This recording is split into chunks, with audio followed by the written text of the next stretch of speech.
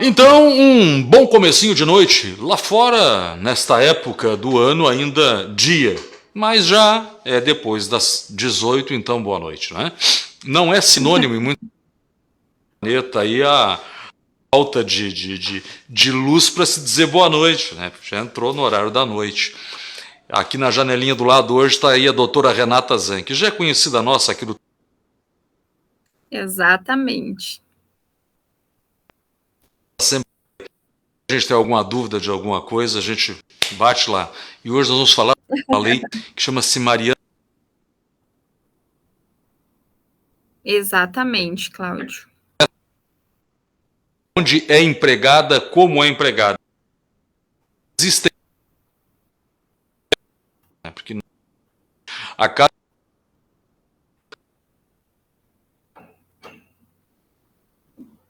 mulheres. Renata, seja bem-vinda. Muito obrigada, Cláudio. Muito obrigada a todos os ouvintes, né, e telespectadores do programa Tendência. É sempre uma honra estar junto com vocês. Eu estava falando agora há pouco também para minha audiência que sempre quando a gente tem essa possibilidade de estarmos juntos, é tão importante trazer para a comunidade em geral, né, sair desse campo jurídico e mostrar para as pessoas efetivamente qual é o impacto real na vida dos indivíduos uma nova legislação, né?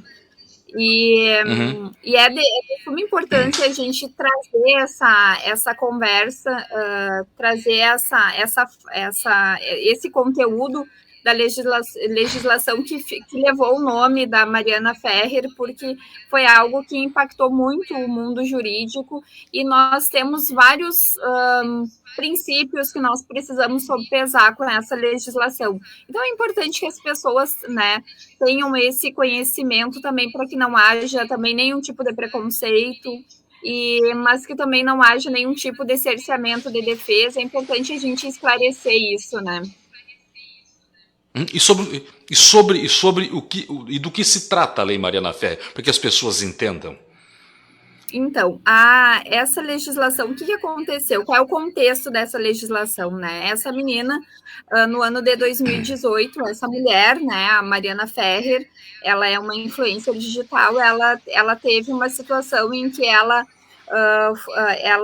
acusou um empresário de Santa Catarina de ter abusado sexualmente dela, de ter praticado estupro, né, contra ela, e eles, É. e então foi feita uma denúncia, o Ministério Público denunciou aquele homem, né?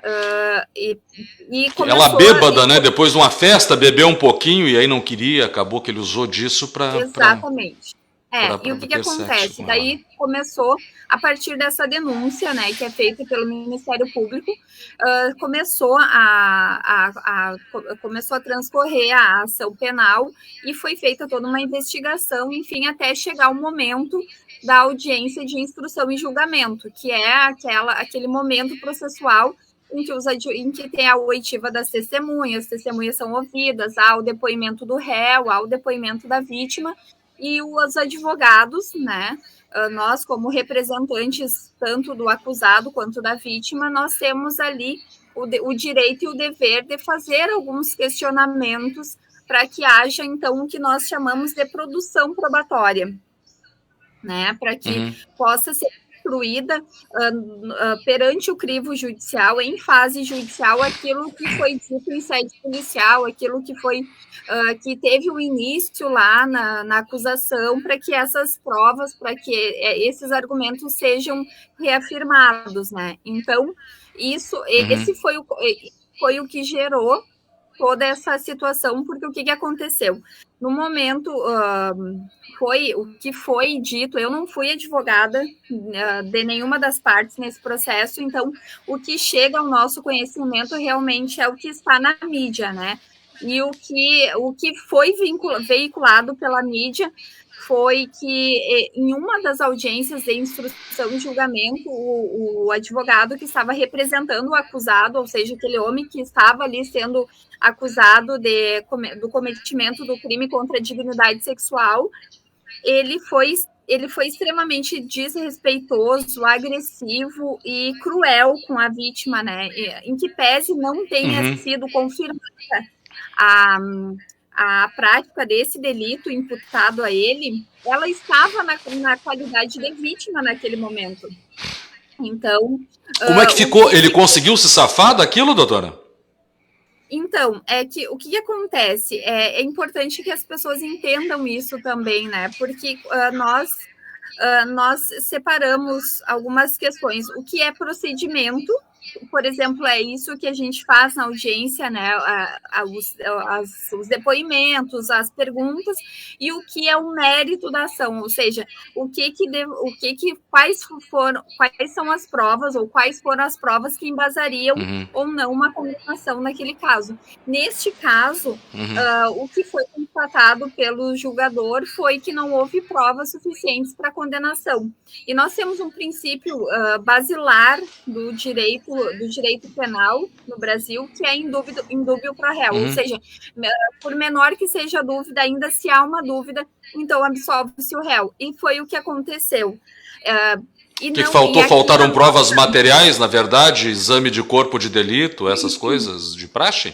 Na verdade, é todo um conjunto probatório, né, Cláudio, que é composto por laudo, que é composto por prova testemunhal, é composto por prova documental, que naquele caso foi feito através de imagens. Então, nós temos todo um aparato probatório que nós podemos fazer uso para que aquela acusação, quando a gente está na defesa de um cliente, que ele seja absolvido, ou quando nós estamos representando a vítima, que aquela acusação seja reafirmada através das provas. O que ficou constatado naquele processo foi que ele não teve provas suficientes para que houvesse a condenação dele pelo crime que ele estava sendo imputado. Mas até então, tudo bem, porque nós não estamos discutindo o mérito, ou seja, nós não estamos discutindo se ele se ele era culpado ou não, porque isso é o que nós chamamos de adentrar o mérito, tá? Daí isso não tem nada a ver com essa legislação que nós estamos comentando. Por quê? Porque o que nós estamos comentando aqui é que independe se a pessoa é acusada ou se a pessoa é culpada ou se a pessoa é inocente, o que aconteceu dentro daquela audiência não poderia ter acontecido. Porque nós tínhamos lá um magistrado... A maneira com a qual foi conduzida, né? Exatamente. Nós tínhamos lá um magistrado homem, nós tínhamos lá um defensor público homem, nós tínhamos outro advogado que foi o que desferiu as agressões contra a vítima. Então, e daí se debate muito, Cláudio, porque nós temos princípios que regem o nosso ordenamento jurídico. E o princípio da defesa é um princípio que fala muito alto para nós, porque nós sempre falamos que não há limites, né? Os criminalistas falam, não há limites para a defesa. Só que, em alguns casos, quando se tem argumento, não precisa, e isso é quase em tudo na vida. Quando tu tem argumentos válidos, tu não precisa... Deixa eu lhe perguntar uma coisa. Tá. Claro. Deixa eu lhe perguntar uma coisa. É muito comum que, às vezes, em determinadas audiências, até mesmo da Lei Maria da Penha, existam mais mulheres dentro da sala com o juiz ali na vara do que homens. O que seria normal ter? Haveria a necessidade, até por questões da imparcialidade, que estas equipes fossem montadas 50% exatamente ou não? Porque as senhoras só tinha homens lá dentro, e isso nos bota um certo pavor, porque, puxa vida, já pensou? Então, será que houve mesmo esse protecionismo masculino? Não é que a gente vai acusar a equipe que tocou o caso lá agora de protecionista, nada disso. Mas, por regra, não seria mais adequado que se escalasse, então, olha... Se tem pessoa de tal gênero ali, vamos por outra de tal gênero ali. Tem outra aqui, e equilibra-se as coisas aqui para que a própria pessoa que está ali buscando aquele recurso não se sinta abandonada ali aos leões, porque afinal de contas ela é uma mulher reclamando que foi ser viciada sexualmente, que foi estuprada. E, claro, naturalmente, ele está ali com o seu defensor dizendo, não, eu não fiz isso. E provaram que ele não fez. Né? Houve insuficiência de provas. Mas é que aí é né? que tá. Mas, e ela foi maltratada.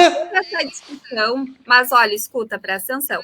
Essa discussão a respeito dessa legislação Mariana Ferrer não diz respeito ao mérito da ação. O mérito da ação é isso quando a gente analisa se houveram provas, se não houveram provas, e com base nisso o magistrado vai formando, vai tendo ali a formação cognitiva dele e profere uma decisão judicial. Naturalmente houve coerência na decisão do magistrado. O problema foi o comportamento da audiência. Exatamente. Não, aqui a gente não discute a questão de mérito, nós discutimos a forma, como isso aconteceu. Né? E eu acho que, sim, cada vez mais nós, na advocacia, nós temos muitas mulheres capacitadas trabalhando.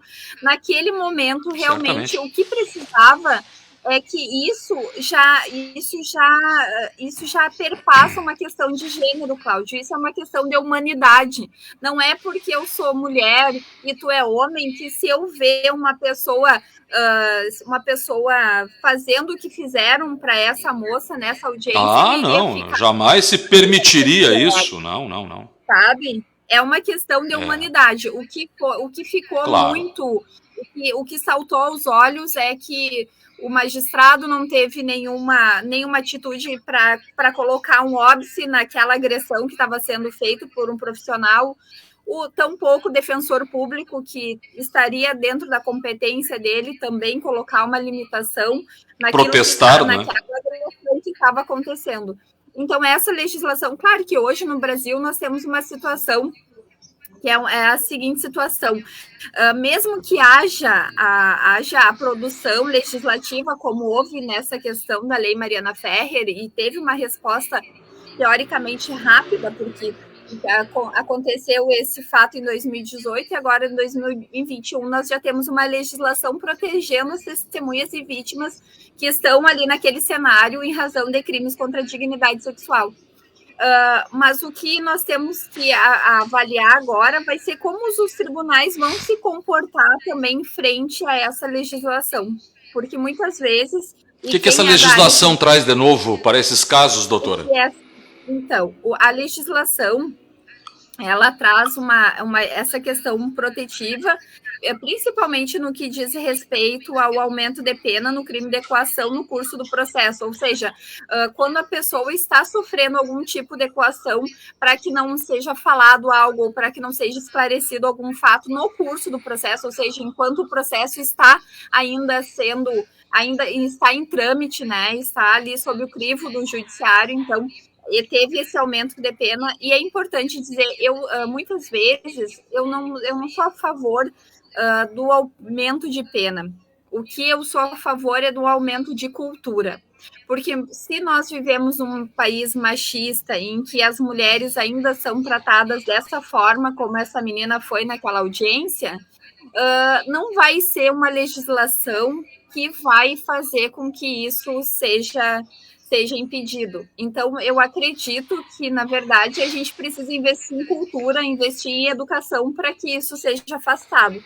Mas o que nós temos hoje, essa é a nossa realidade, é uma lei que acabou tendo esse aumento de pena, e eu acredito que esse aumento de pena também vai, por mais que seja essa imposição de cima para baixo, né, de uma lei para os indivíduos, vai acabar talvez regulando esses abusos durante as audiências, né? Também tem uma previsão aqui que durante a audiência de instrução e julgamento, todas as partes e demais sujeitos processuais do ato deverão zelar pela integridade física e psicológica da vítima, que foi o que não aconteceu naquela audiência, porque se houvesse essa questão, tanto o magistrado teria que ter atuado, o promotor teria que ter atuado, o próprio advogado que estava fazendo aquelas agressões não poderia ter feito. Então, agora, aquilo... Não seria o caso da OAB representar contra ele? Então, é que eu acho, eu não acompanhei qual foi o Não se inteirou. desdobramento dessa conduta, mas eu acredito que esse colega ele respondeu algum procedimento perante o nosso conselho, que é a Ordem dos Advogados do Brasil, mas aqui nem a ideia nem é crucificar o colega, né? Não é essa a ideia. A ideia é pegar esse caso e olhar e dizer assim para os advogados, principalmente para os homens: olha só o que aconteceu nesse caso, não façam isso, porque isso é muito Não mais do que façam um isso. abuso contra uma mulher, isso é uma violação da dignidade humana de uma pessoa. Então, É um isso abuso contra a perpassa, sociedade, criou uma jurisprudência, né? entendeu? Então, teve uma nova disposição, então, que foi prevista aqui na legislação, que diz, né, que na audiência de instrução e julgamento, que é essa audiência em que há essa produção probatória, em especial nas que apure crimes contra a dignidade sexual, todas as partes e demais sujeitos processuais presentes no ato deverão zelar pela integridade física e psicológica da vítima. E essa disposição é tão importante, Cláudio, porque durante muito tempo não havia essa preocupação com a integridade psicológica das pessoas. E ao ponto de desrespeito e desumanidade que nós chegamos, né, doutor, ao ponto de ter que se escrever isso como lei, uma coisa que era simplesmente para ser entendida humanamente, né? Exatamente. Então, e tem uma outra disposição também, que durante a instrução em plenário, né, que é muitas vezes até no tribunal do júri, né, todas as partes e demais sujeitos processuais presentes no ato deverão respeitar a dignidade da vítima sob a pena de responsabilização civil, penal e administrativa. E olha só, olha que interessante, cabendo ao juiz presidente garantir o cumprimento do disposto nesse artigo. Então, por isso que muito se questionou por que não foi feito isso naquele momento, por que o magistrado não tomou as atitudes que ele deveria ter tomado, sabe? Deixou correr. É importante. Exatamente, e deixou correr de uma forma totalmente vexatória, do advogado trazendo fotos dela, apontando ela como garota de programa, enfim, desqualificando, vindo totalmente do que estava sendo debatido. Eles destruíram ela publicamente ali, né? Foi uma coisa muito séria. Exatamente. Trazendo acusações que estavam totalmente fora daquilo que estava sendo discutido, né? A senhora que é uma mulher bem apresentada, uma mulher bonita, elegante, e que vai ao fórum também e trabalha na área do crime, nessa profissão do direito, claro, a OAB prima sempre pelo cuidado pleno e absoluto das profissionais mulheres do direito, não se tem dúvida disso. Mas é complicado fazer atendimento, às vezes, lidar com o cliente na delegacia, às vezes, porque ainda o ambiente policial e o ambiente judiciário ainda é dominado por homens na linha de frente ali. E as mulheres ainda encontram certas dificuldades e constrangimentos, porque tem homem que acha que quando a mulher passa aquele... ai, que coisa. Aquilo é constrangedor, as mulheres odeiam aquilo. Todas as mulheres que eu conheço dizem, mas olha só, isso é coisa de homem chinelo, de homem pequeno, mal formado, sem educação, e os caras fazem. Ou então aquela coisa, né? Passa aquela mulher bonita na rua e o cara faz assim. Meu Deus do céu. Esse dia eu vi um cidadão fazer isso na rua, fiquei com vergonha por ele. Não é que eu não ache belas as mulheres, não é que a gente não vá olhar, mas ele parou assim, ó, e olhou de baixo assim, meu Deus do céu. Ou seja, isso tudo é uma questão que está culturalmente introduzida e que tem que ser desconstruída. E a gente fica pagando esses vexames no tribunal, no aeroporto, no restaurante, no estádio de futebol, no logradouro público, na praça pública, lá onde onde as mulheres vão fazer caminhada à tardinha na beira do Guaíba, em Porto Alegre. Aí eu já vi muito cidadão quebrar o queixo, tropeçou e caiu. Que loucura, né? Realmente, eu acho que nós estamos vivendo um tempo que está melhorando de certa forma, até para quando essas essas questões mais inoportunas são de natureza lasciva. Há um crime específico que se chama importunação sexual, né, que já está dentro do Código Penal, que prevê muitas vezes esse olhar para que uma pessoa, só para tu ter uma noção, que a gente está num nível de proteção muito maior.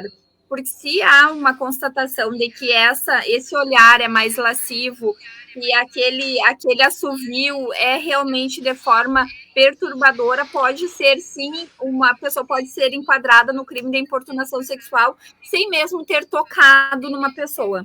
Nós já temos jurisprudências nesse sentido.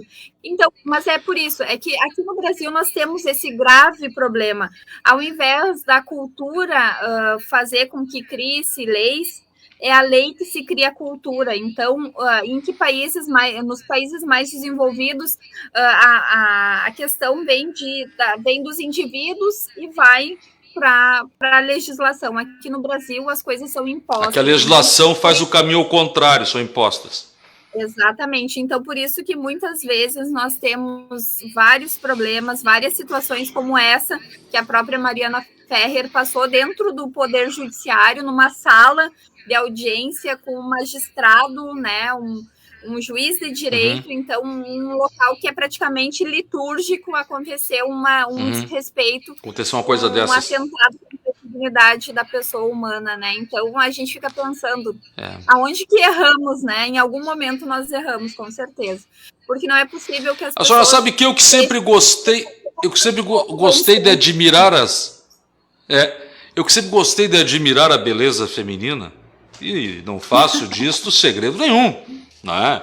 Claro, afinal de contas, olha como é bonito uma bela mulher, olha como é bonito uma mulher bem apresentada, uma mulher que usa um bom perfume, que sabe se portar, não é? A quem se abra uma porta. Agora, fazer o que esses caras fizeram lá e o que muita gente faz muitas vezes, não é? Esses dias eu estava vendo aí nas redes sociais uma mulher muito bonita passa fazendo uma caminhada assim, a gente vê que até é um exercício físico e o cara passa a mão nela.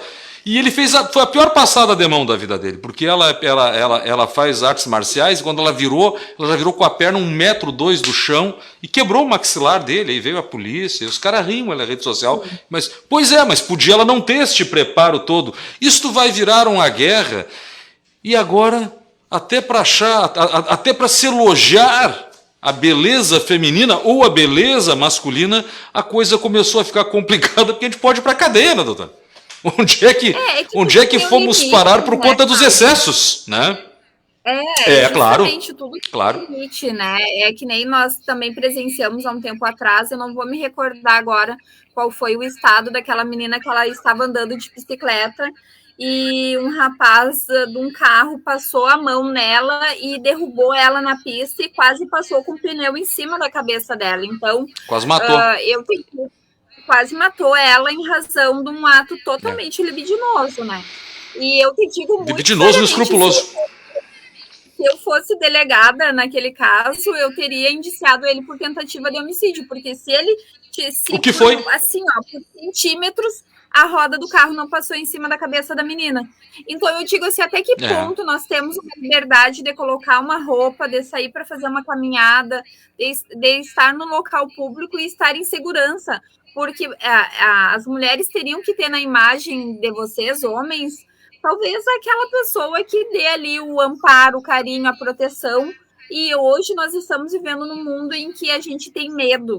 E eu acho que isso é Mas eu acho que na maioria, ainda quero acreditar inocentemente que na maioria vocês ainda podem encontrar este homem.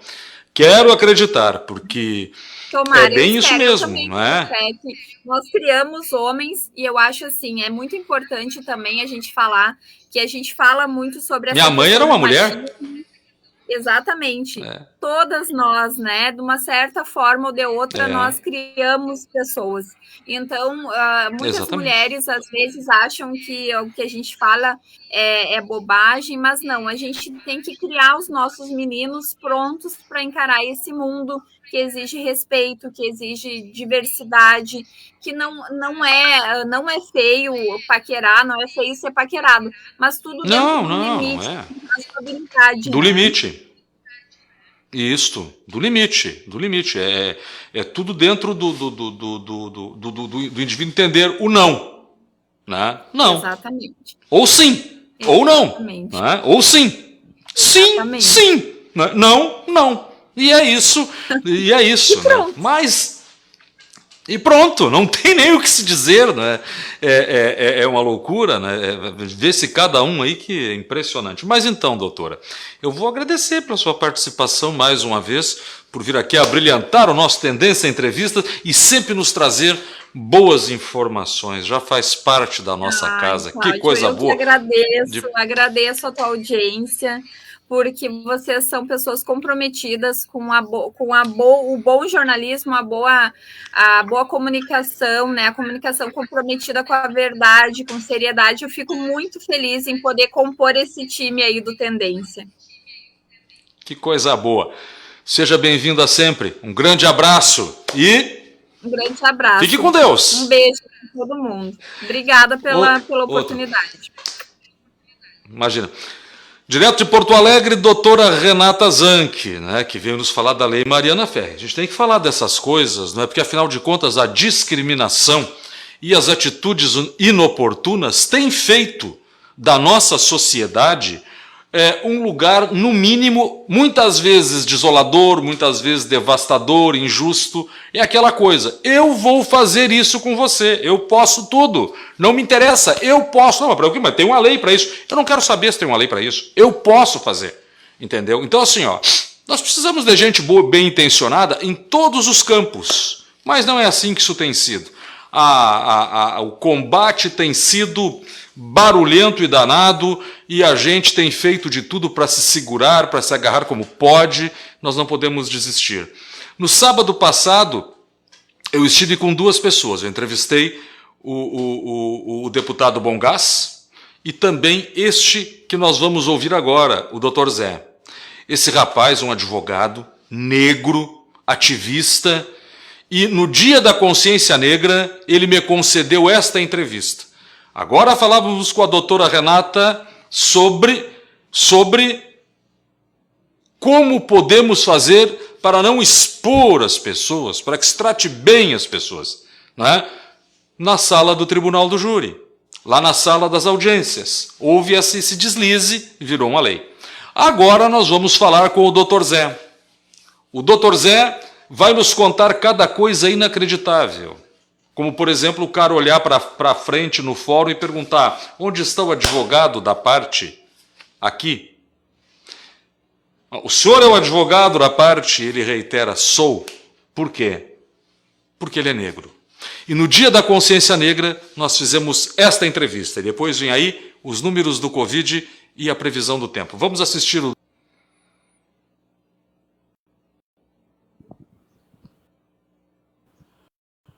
Muito bem, nós estamos aqui no Tendência Entrevista no Dia da Consciência Negra, viu, gente? Está sendo gravado esse programa aqui, não é?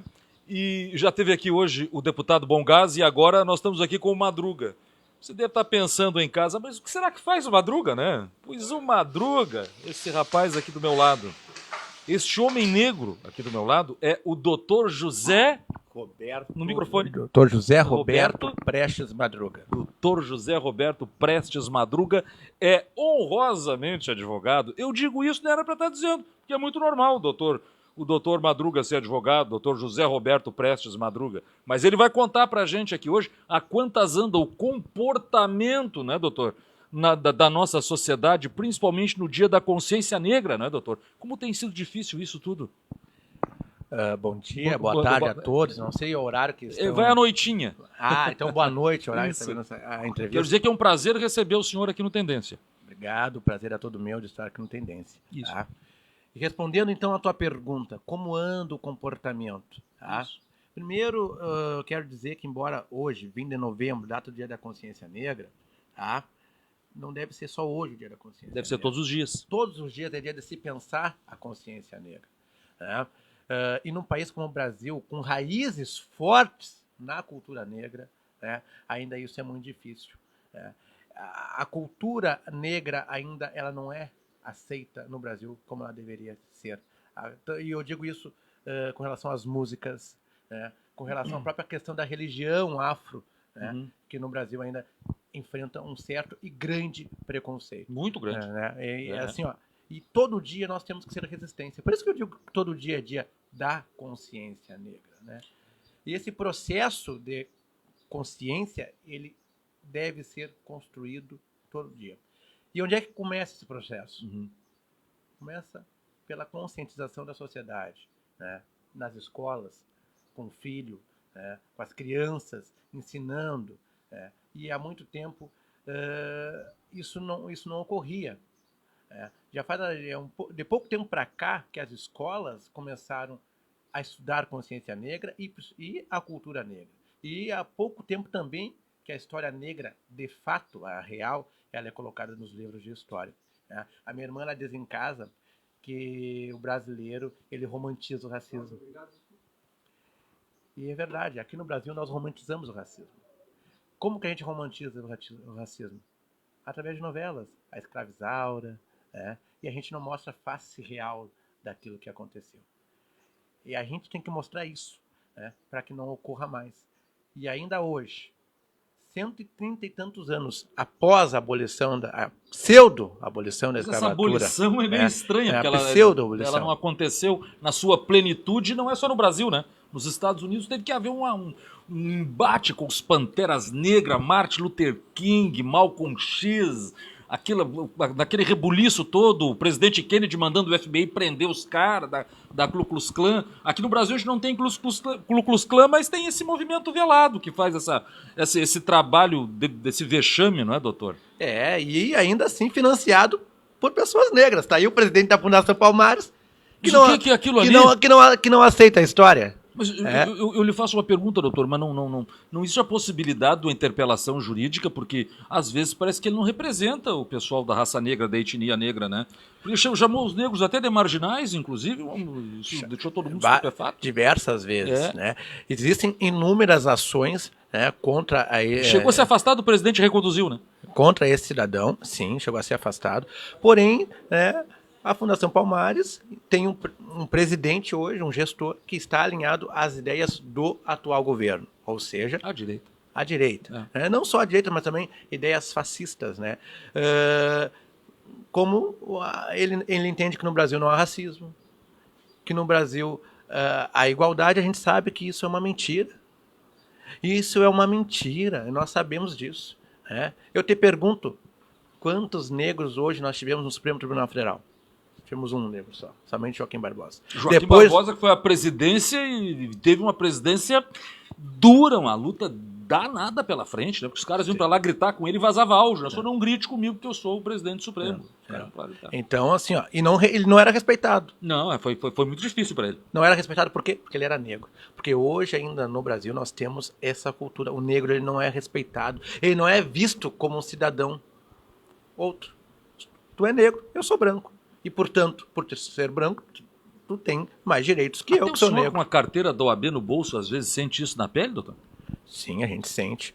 Eu não aqui em Tramandaí, mas quando eu saio para trabalhar em outros fóruns do estado do Rio Grande do Sul, que as pessoas não me conhecem, se eu não estiver de terno e gravata, eu não sou advogado. E ainda assim, se eu estiver de terno e gravata, ainda assim a gente enfrenta uma certa dificuldade. Procurando o agente da SUSEP, entendeu? A gente tá acompanhando ele ali. Isso é um absurdo. Foi mais ou menos assim. É isso? Um dia, eu fui trabalhar no foro de Pelotas. Né? O senhor é natural de Pelotas? Sou natural de Pelotas. Então, regressei a Pelotas agora para trabalhar, tenho processos lá. Fui entrar no foro de Pelotas para acompanhar um processo. E cheguei na rodoviária. Cheguei mais cedo do que eu imaginava, deixei as minhas coisas na minha casa em Pelotas e fui para o fórum. Tá? E fui para o fórum com a roupa que eu estava vestido. Como eu estava viajando, eu estava de abrigo, de tênis, né? Nossa! Mas ainda assim não deixei de ser advogado, apesar da roupa. Não. E fui... nem de ser cidadão em primeiro. E nem ser cidadão. Quando cheguei ao fórum, para entrar, a minha entrada foi barrada. Perguntaram quem eu era. Como assim quem eu sou? Eu vim ver um processo. Sim. Que processo? Um processo que eu tenho aqui no Fora de Pelotas. O senhor é réu? Desculpe rir, mas é um Como- absurdo isso. Como assim? Eu sou advogado. Ah, o senhor é advogado? Sim, o senhor tem a sua carteira da ordem? Tem, tá comigo. Que absurdo. E eu tive que apresentar a minha carteira da ordem. E aí, pude entrar no fórum. Foi exatamente assim. Eu que não sou advogado, já entrei de blazer e me chamaram de doutor. Então, assim, pois então. E, vamos dizer, mas era pandemia. Não, não era Não, período de pandemia. não, Não era período de pandemia. Não Então, é assim, isso. ó, foi porque eu era negro. Isso é notório. Ou quando a gente está no shopping caminhando, ou quando a gente entra numa loja, sempre tem um segurança te olhando. Olhando. Né? E vai ser sempre assim. Então, Será, doutor, nós não vamos conseguir mudar isso? eu acho que a gente tem uma luta muito grande pela frente, né, de conscientização do nosso povo. Né? É uma luta muito grande mesmo. Para as né? mulheres negras tem acréscimo, é mais pesado ainda. Tem né? acréscimos. Evidente que nós tivemos avanços nos últimos anos. Nós tivemos.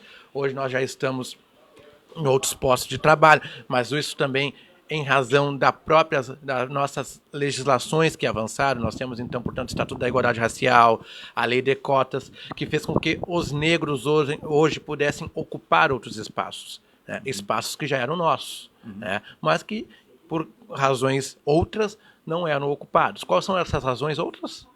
O próprio atraso social e educacional da população negra fez com que os negros não ocupassem diversos espaços hoje.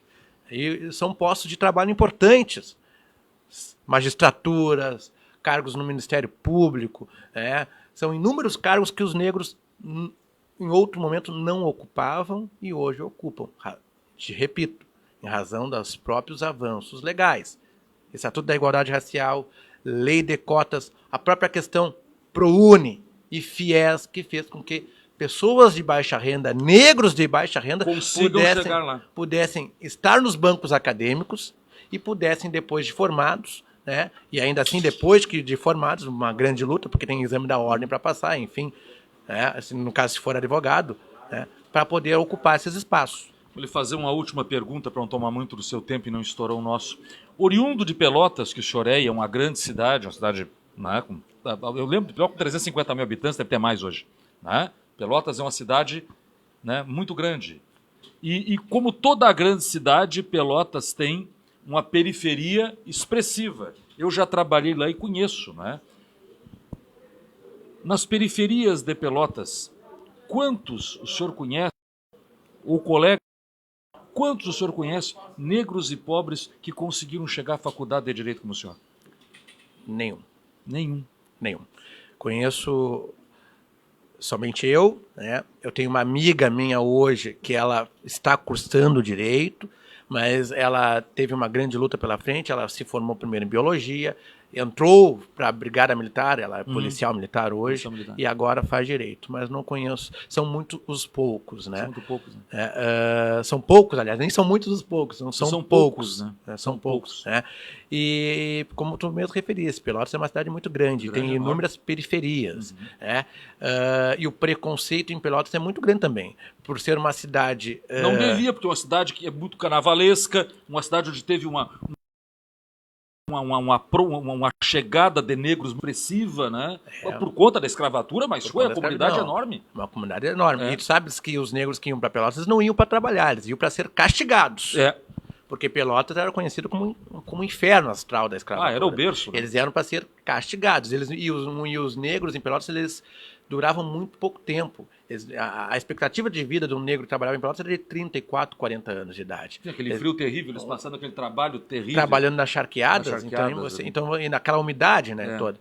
Então era muito difícil. Eles iam para morrer. Iam para morrer. Né? E fez com que lá em Pelotas, Rio Grande, né, tem uma comunidade todas, negra muito expressiva. Né, tivesse uma comunidade negra muito expressiva, como tu referisse. E isso fez também que a própria cultura afro e também religião afro lá também seja a mais forte no Rio Grande do Sul. E lá o pessoal enfrenta ainda inúmeros preconceitos. Né? E nas periferias de Pelotas, você vai ver a comunidade maiormente negra, sem renda, né? E também, muitas vezes, sem estudo, né? E isso muito entristece, por ser uma cidade muito grande, com faculdade federal do lado, Rio Grande, e a UFPEL, né? E as pessoas não terem acesso a todo. Eu queria que o senhor olhasse para a câmera, dissesse o seu nome, dissesse o que o senhor é e deixasse uma mensagem para o povo negro no Dia da Consciência Negra. Eu sou José Roberto Prestes Madruga, sou advogado, especialista em direito, e digo que se eu conseguir, vocês conseguem. Eu não vou fazer nenhum discurso de meritocracia, porque a meritocracia só funciona para quem tem condições. O meu discurso não é meritocrata. O meu discurso é para que vocês estudem e busquem, né? E estudo não é meritocracia. Tá? Busquem. Se eu conseguir, vocês conseguem. Tá? Vamos resistir. Vamos ser resistência. E não importa a idade. Com 20, com 30, 40. Sempre tem tempo. Do doutor José Roberto Prestes Madruga, aqui no Tendência Entrevista. Vou repetir o nome dele. Este homem aqui ao meu lado é o doutor José Roberto Prestes Madruga, negro, advogado, brasileiro, ativista. No Dia da Consciência Negra estamos gravando com o doutor José Roberto Prestes Madruga. Tendência Entrevista está acabando. Vamos agora para a previsão do tempo, para os números do Covid. Vamos lá.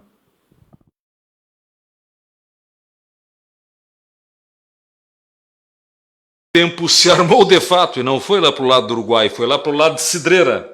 Há cerca de 45 minutos atrás, o prefeito Alexandre Contini informa: eu Alexandro, não é Alexandre, eu Alexandro Contini, de Oliveira, prefeito municipal de Cidreira, democraticamente eleito no pleito de 2020, venho a Vossa Senhoria por motivos de ordem pessoal, vocês já sabem o resto, comunicar formalmente a minha renúncia ao mandato que foi outorgado pelo período de 2021 a 2024, a partir desta data, Cidreira, 24 de novembro de 2021.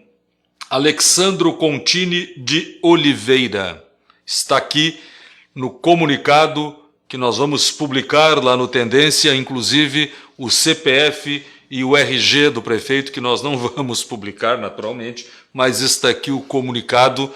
E vejam só, acaba de renunciar o prefeito de Cidreira, Alex Contini. Que incrível isso, não é? Uma disputa ferrenha travou-se no município de Cidreira pela prefeitura.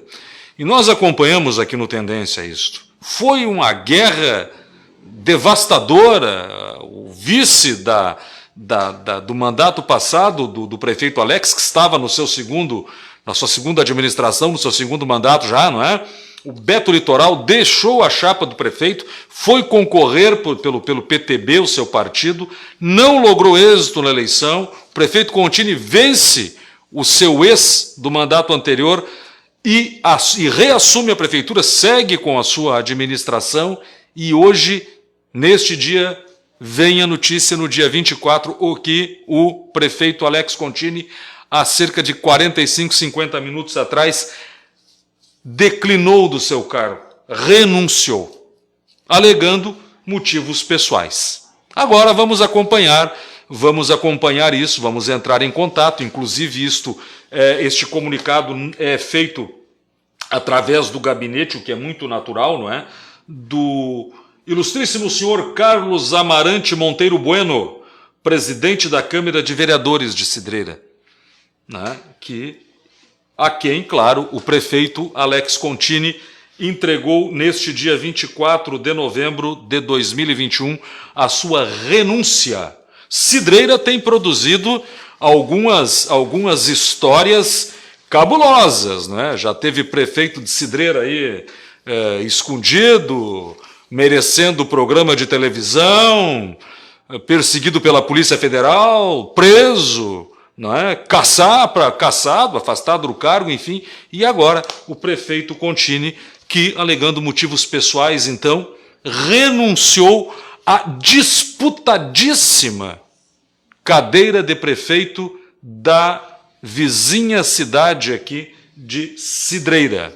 Então, vamos acompanhando aí as movimentações, é o que se tem para este momento de informação sobre isso, não é?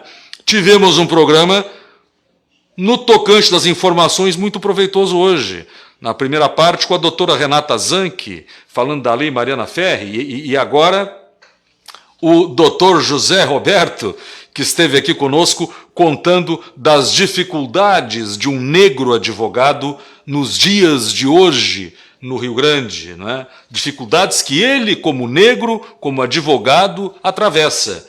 Não é? E a gente pensa assim, se bom, e o que não passa, então, aquele negro de origem mais humilde, que não tem o diploma do doutor, que não tem a sua carteira de OAB, passa perrengue também. Nós temos que terminar com isso. E a renúncia, para a surpresa de todos nós, repetimos, do prefeito Alex Contini, da vizinha cidade de Cidreira, que há 45, 50 minutos atrás acaba de encaminhar à Câmara de Vereadores daquela cidade a sua renúncia. Nós vamos para o painel do coronavírus. Ufa, que no estado do Rio Grande do Sul, para hoje, está da seguinte maneira: 1.290 casos foram registrados nas últimas 24 horas, um total de casos de Covid no estado que está em 1.487.095. Destes, 97% estão recuperados. Total de óbitos no estado, até agora, de 36.007. Taxa de ocupação nos leitos de UTI no Rio Grande do Sul teve uma leve alta, está em 59,2%. Não é? Números do coronavírus para Tramandaí. Casos em análise são 25, casos confirmados 7.642, recuperados 7.032, em isolamento social são 380, hospitalizados são 6 pessoas, óbitos em Tramandaí até agora 224, e os que estão com resultados não reagentes para a Covid, né, são de 10.606. Em Imbé, 4 casos, 3 mulheres e 1 homem, total de casos 3.939, com ativos são 7, recuperados 3.799, óbitos 140, hospitalizados em Imbé são, até agora, 2. Previsão do tempo. Hoje nós tivemos um dia com máxima de 24 graus, mínima de 15 agora à noite. Amanhã sol com aumento de nuvens, pancadas de chuva à tarde e à noite, máxima vai ficar em 28, mínima em 18. Na sexta vai ser com muitas nuvens durante o dia, período de nublado com chuva a qualquer hora. A máxima 24 graus, mínima de 20 graus na sexta-feira. Nós vamos lá dando conta do seguinte, dando conta que agora vamos falar dos nossos patrocinadores. A WebSul Telecom, a quem sempre aqui agradecemos e exaltamos as suas qualidades, que não são poucas. Com alta tecnologia embarcada, a WebSul Telecom nos transporta até você. E vai transportar você até os seus amigos, até os seus clientes. Você vai assistir aquele filme maravilhoso no streamer. Tudo isto com a WebSul Telecom. E tem mais! A WebSul garante que a sua empresa não fique fora do ar, que você vai fazer as suas vendas como deve, que não vai dar errado. WebSul Telecom. Não é de lá não, a WebSul é daqui. E aí é que é bom, porque é gente daqui e que a gente conhece muito bem e sabe da sua capacidade técnica e da coerência com a qual trata, e também com muito carinho, os seus clientes e os seus futuros clientes. Então já sabe, a WebSul Telecom tem o Dream Team, o melhor time de técnicos, o melhor time de atendentes, o melhor time para te oferecer indiscutivelmente o melhor serviço de streaming e de fibra ótica aqui da nossa região. WebSul Telecom, sempre ligada em você. Não é diferente a Sindapa, que também tem um time maravilhoso de profissionais que atuam em Tramandaí e em Imbé para levar até a sua empresa a melhor tecnologia em segurança, em vigilância, porque você tem que prevenir. Não adianta botar tranca em porta fechada, em porta arrombada, perdão, fechada adianta. Mas as portas arrombadas não se adianta por trancas, já houve o mal que tinha que haver. E a Sindapa está aí para não deixar que isto aconteça lá na sua empresa, lá na sua casa. Você já sabe, a Sindapa tem os melhores profissionais, a Sindapa tem os melhores equipamentos, a Sindapa tem a melhor qualificação profissional para atuar em segurança privada. Em Tramandaí, Imbé, para a sua empresa ou para a sua casa, Sindapa, não pense em outra. Na Dr. Flores, em Porto Alegre, a Profimac nos traz o que há de melhor em tecnologia de manutenção de câmeras fotográficas, filmadoras, conjuntos de lentes. A Profimac deixa o seu equipamento tinindo, como novinho, e você não vai perder aqueles momentos que você quer eternizar ou o bom trabalho que você queira prestar aos seus clientes, seja você uma produtora de áudio e de vídeo. Já sabe que tem que estar com o seu equipamento em dia. E na Profimac, na rua Dr. Flores, em Porto Alegre, você encontra tudo isto.